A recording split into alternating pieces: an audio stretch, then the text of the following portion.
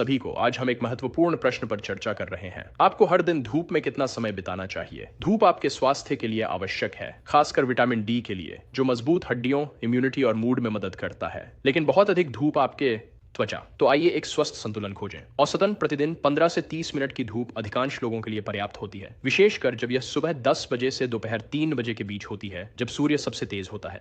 हालांकि यह आपकी त्वचा के प्रकार, स्थान और वर्ष के समय पर निर्भर करता है। यहाँ धूप का सुरक्षित आनंद लेने के लिए 10 सुझाव दिए गए हैं। सुबह की धूप लें। अपनी त्वचा पर हल्की धूप के लिए सुबह 10 बजे से पहले धूप लेने की कोशिश करें। दूसरा, चरम समय से बचें। धूप से बचने के लिए 11 बजे से 3 बजे के बीच धूप एक्सपोजर को सीमित करें। तीसरा, अधिक न करें। ज्यादातर लोगों के लिए प्रतिदिन 20 मिनट पर्याप्त होते हैं। हल्की त्वचा वाले लोगों को इससे भी कम समय की आवश्यकता हो सकती है। चौथा, अपनी बाहों और पैरों को सूरज में रखें। छोटी आस्तीन वाले कपड़े और शॉर्ट्स पहनने से अधिक विटामिन का अवशोषण होता है। टी, छोटी अवधि के लिए सनस्क्रीन नहीं। अगर आप बाहर 20 मिनट से कम समय के लिए हैं, तो तुरंत सनस्क्रीन की आवश्यकता नहीं है, उसके बाद इसी लगाएं। सनग्लासेस और हैट्स का उपयोग करें। अगर आप बाहर रह रहे हैं तो हमेशा अपनी आंखों और चेहरे की रक्षा करें।